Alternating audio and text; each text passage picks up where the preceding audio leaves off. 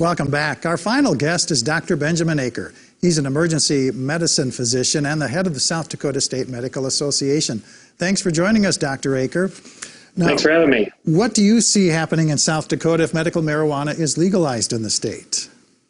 The State Medical Association is concerned that the use of marijuana, whether it's recreationally or whether it's the so-called medical marijuana, will increase risk to the patients, the health of the patients in South Dakota, and also their safety. Mm-hmm. What are those health risks and what are the safety concerns? Well, the health risks are from ingesting the marijuana plant, whether it's by smoking or ingesting it, eating it.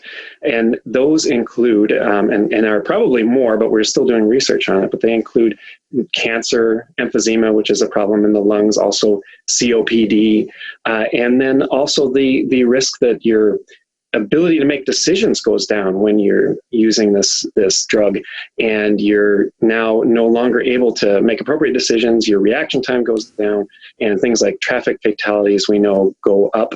And if you're driving or if you're on the side of the street, and you're at a higher risk if someone's using marijuana and driving. And so that's the safety concern that we have. Mm-hmm. What areas of medical treatment does medical marijuana show promise in? Well, so when we talk about medical marijuana, we have to be very careful what we're talking about. So the proponents of IM26 will have used medical marijuana as in saying that somehow the physician is involved with getting marijuana into your hands. And then the person who has been given a diagnosis gets a card that they can go and then go to a dispensary. The physician is out of the picture, and then they fill marijuana. And then they're getting marijuana just like anybody else would, other than the fact that they have this card with this license to get marijuana.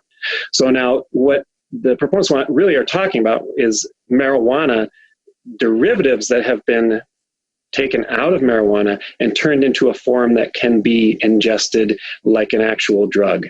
And the FDA goes through a rigorous process of approving those. And what most people don't know is that we already have 3 drugs that are on the market that you can be prescribed today, that I as a physician can prescribe to you for various health ailments. So medical marijuana is already here, and we don't need an initiated measure to bring it here. Mm-hmm. Do you feel medical marijuana has been properly vetted by researchers, or is there still a lot we don't know about its medical benefits? Well, again, when we talk about the marijuana plant, then yes, there's a lot that we don't know. There's something like 371 studies when I checked today that are ongoing right now on marijuana.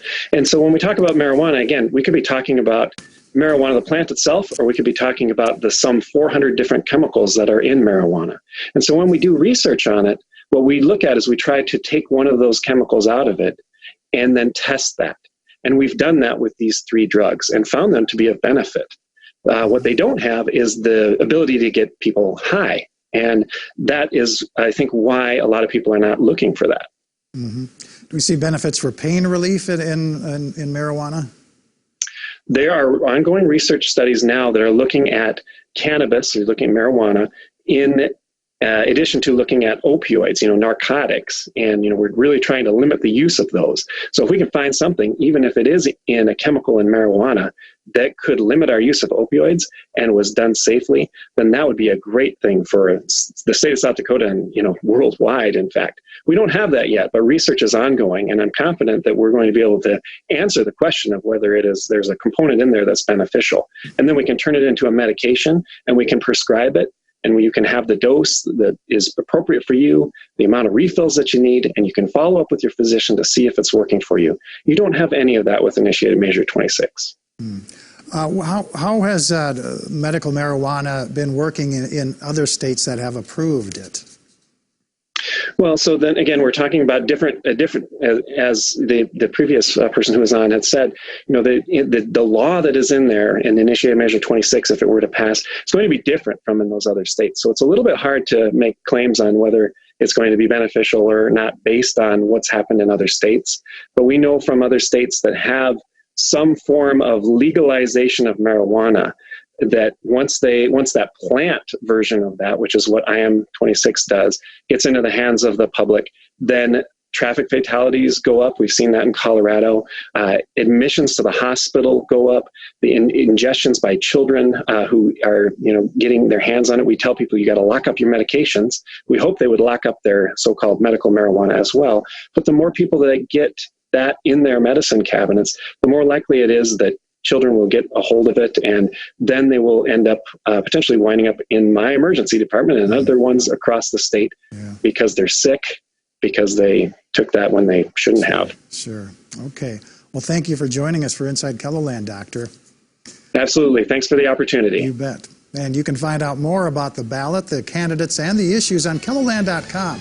Just go to our election page and be sure to join us on Election Day for live coverage and fast, accurate results. Have a good night.